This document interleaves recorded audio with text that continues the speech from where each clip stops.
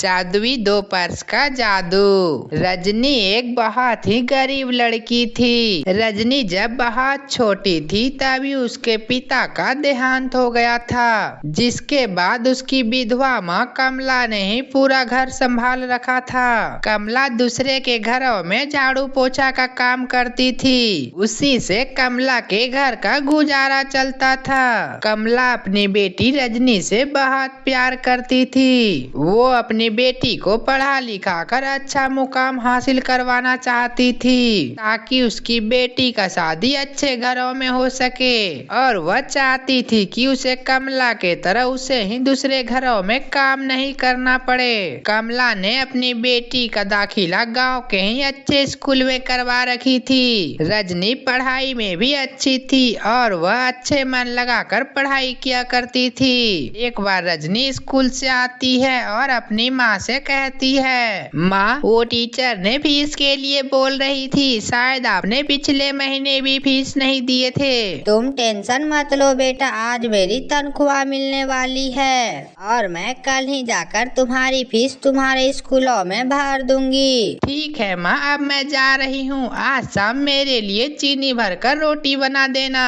ठीक है बेटा, अब तू जा। रजनी खुशी खुशी स्कूल चल जाती है और कमला भी अपनी घर का काम खत्म कर दूसरे के घर काम करने चली जाती है। कमला की मालकिन अनुराधा भी बहुत खड़ूस थी। आ गई तुम? आज फिर तुम लेट से आई हो। तुम गरीबों की रोज ऐसी ही हालात है। तुम पर मैं तरस खाकर काम करने पर रखी हूँ और तुम्हारा नौटंकी चालू हो गया। सवेरे से घर का सारा काम बिखरा पड़ा है। ठीक है मालकिन, वो तो मुझे आज बस नहीं मिली, इसी वजह से आज मैं लेट हो गई हूँ। तुम्हारी तो हर दिन की ऐसी ही नौटंकी है। अगर दूसरे दिन ऐसा लेट हुआ तो मैं तुझे काम से धक्के मार कर निकाल दूंगी। चलो अब जाकर काम पर लग जाओ। कमला जल्दी जल्दी काम करने लगती है। तभी जल्दी जल्दी में कमला से एक गिलास गिरकर टूट जाता है। गिलास टूटने की आवाज सुनकर अनुराधा गुस्से में आ जाती है। अरे क्या तोड़ दी हमारा?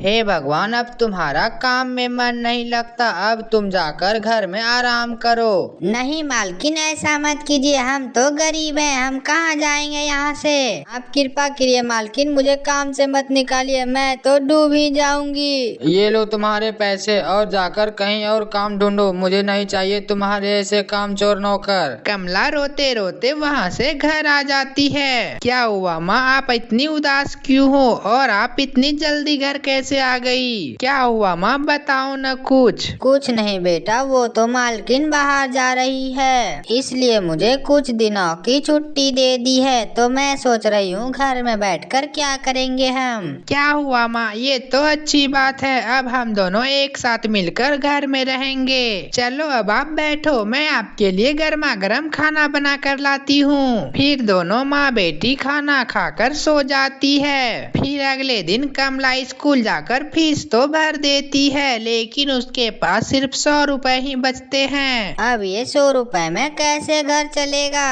पहले के बचे हुए राशन से तो कुछ दिन का खर्चा चल जाता है। कमला काम की तलाश में बहुत इधर उधर भटकती है, लेकिन उसे कहीं भी काम नहीं मिलती। ऐसे ही कुछ दिन और बीत जाता है। तभी रजनी अपने माँ से कहती है, माँ, मुझे किताबें और कॉपियाँ लेनी है। ठीक है बेटा, ये लो 100 रुपए, जाकर ले आओ।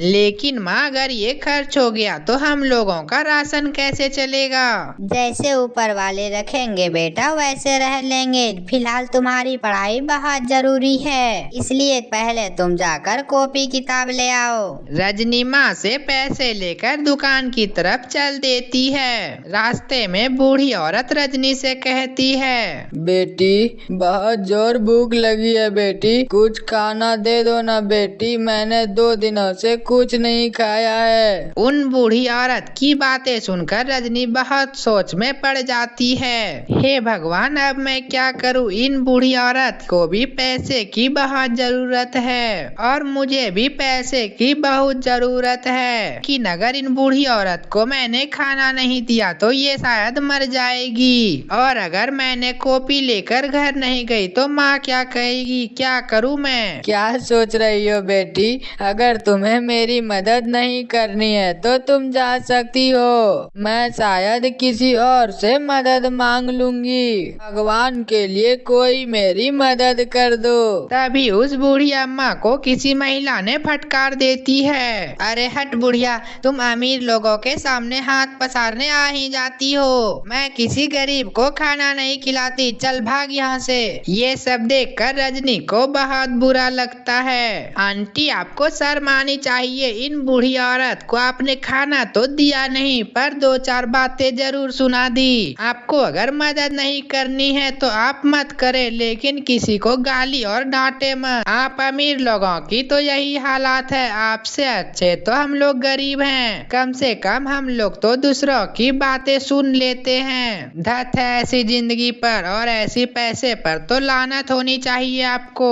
आप बूढ़ी औरत पर ऐसी व्यवहार करते हैं, अच्छा लगता है आपको? आप हमारे साथ चले दादी अम्मा, मैं आपको खाना खिला देती हूँ। इसके बाद उस पैसे से रजनी ने दादी को खाना खिला देती है और उस दादी को भरपेट खाना खिलाती है। तुम्हारा बहुत बहुत धन्यवाद बेटा। भगवान तुम्हारा हमेशा भला करे और तुम्हारा हर मनोकामना पूरी हो। के बाद वो दादी अम्मा वहाँ से चली जाती है। रजनी भी अब घर की तरफ लौट रही होती है। तभी रजनी को रास्ते में 2 चमचमाती पर्स दिखाई देती है। पर्स? पर इस पर्स का मैं क्या करूँगी? मेरे पास तो खाने तक के पैसे नहीं हैं, पर मैं इस पर्स में क्या रखूंगी? ऐसा सोचकर रजनी आगे चली जाती है। तभी उस पर्स में से आवाज आती है, रजनी, तुम मुझे अपने साथ घर ले चलो।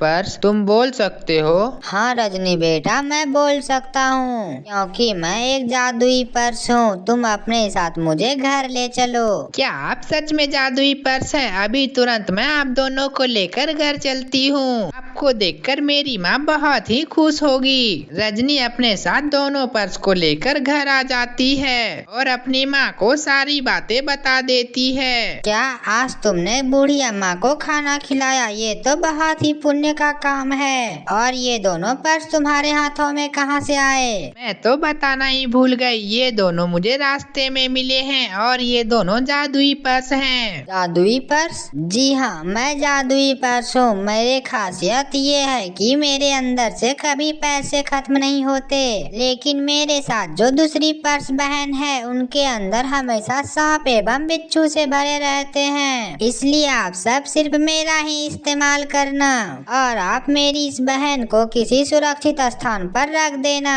रजनी और उसकी माँ उसकी दूसरी बहन को अलमारी में छिपा कर रख देती है। जैसे ही पहले पर्स में हाथ डालकर देखती है तो वो पर्स सच में पैसे से भरा था। रजनी उन पैसों से अपनी पढ़ाई का सारा सामान लेकर आती है और फिर रजनी घर का राशन लेकर आती है और फिर भी उन जादुई पर्स के पैसे खत्म ही नहीं होते। रजनी तभी उन पर्स की मदद से अपने घर को बहुत खूबसूरत बना लेती है और उन पैसों से और भी लोगों की मदद करती है और इस तरह खुशी खुशी दोनों माँ बेटी रहने लगती है। तो हमारे प्यारे दोस्तों, कैसी लगी हमारी कहानी? अगर अच्छी लगी हो तो वीडियो को लाइक करके चैनल को सब्सक्राइब करना ना भूलें और मिलते हैं अगले वीडियो में। तब तक के लिए बाय बाय।